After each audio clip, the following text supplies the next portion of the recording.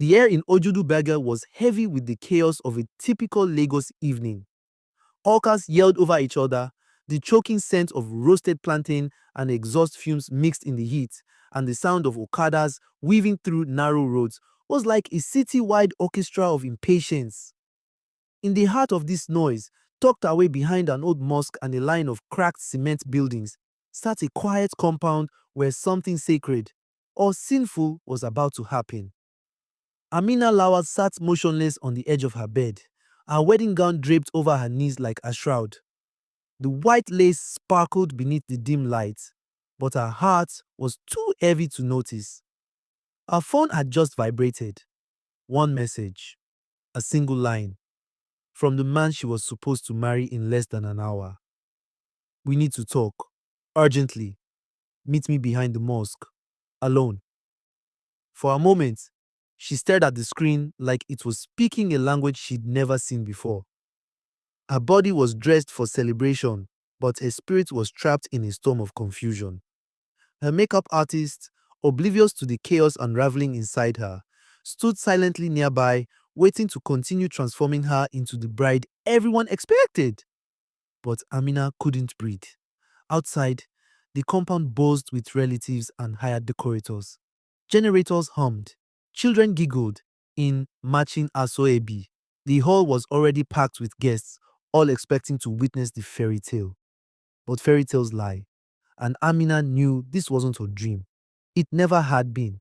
Mide was everything her father wanted, wealthy, polished, from a powerful family with roots deeper than money. He was the safe choice, the trophy son-in-law. But her heart had always belonged to someone else.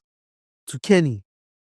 Kenny, with his oil-stained hands and voice that made poetry sound like gospel. Kenny, the mechanic's son who once gave her his only slice of bread during NYSC. Kenny, who her father despised with the heat of 1,000 suns. He was everything she wasn't allowed to want. And yet, last week, he had returned, after 5 years in Port Harcourt. Unexpectedly, when she ran into him at the local market, his eyes told her that the years hadn't changed what they shared. Not one bit. And now, Mide was asking to meet, on her wedding day. She slipped out the back door, her heart pounding like a warning bell. Behind the mosque, Mide leaned against a Danfo Bose, his agbada crisp, his wristwatch glinting in the low evening sun. He looked every bit the Lagos big boy, except for the cigarette burning slowly between his fingers, a habit Amina never knew he had. "You came," he said. She folded her arms. "What's going on?" Mide exhaled smoke and looked her straight in the eye. "I know about Kenny." Amina froze. "I know he came back. I know you saw him. And I know he's the reason you've been acting strange." She tried to speak but couldn't find words. Her throat tightened. Meade pulled out his phone and pressed play. A voice recording came through. Kenny's voice, desperate and tired. "Just help me, I beg. I know they beg you say make you cancel the wedding. I just need money to leave town. I go disappear. She's marrying you anyway. I'm done." The world around her tilted. Her knees threatened to give way. "That's not true. He wouldn't." But the voice was his. Undeniably. Mide stepped closer.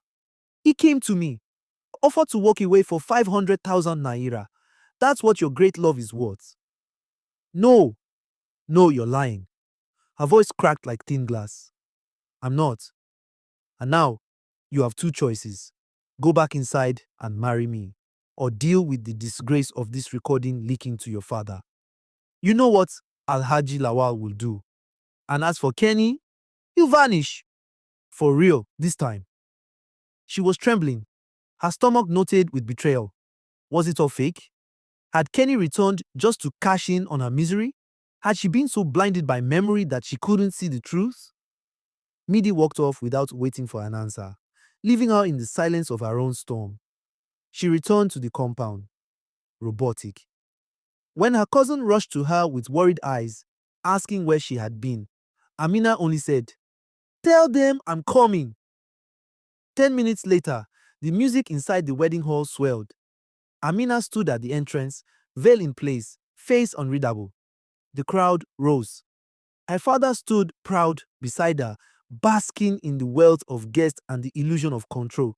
Mide stood at the altar, his face as calm as still water. She began to walk, one step, another. The echoes of the recording played in her mind like a curse. Her hands trembled beneath her bouquet. Her chest ached with every inch she moved toward a life she didn't choose. Then the hall doors slammed open. Gasps filled the air. Kenny! His white shirt was torn and soaked in blood. His eyes swollen. His lip cut. He stood at the threshold of everything that was meant to be perfect. A broken man in the middle of perfection. Amina froze. Guests turned, whispers flew like bullets. Kenny raised a shaking finger. Ask him what he did to me. The room erupted. Alhaji Lawal thundered. Who is this riffraff? Amina dropped her bouquet and ran. She didn't care about appearances. She didn't care about shame. She only cared about truth. She reached Kenny as he collapsed. He looked up at her, barely breathing. I didn't ask him for money. He offered me cash to leave. When I refused, his boys beat me. But I escaped. I couldn't let you believe I sold you. Tears streamed down her face. I believe you.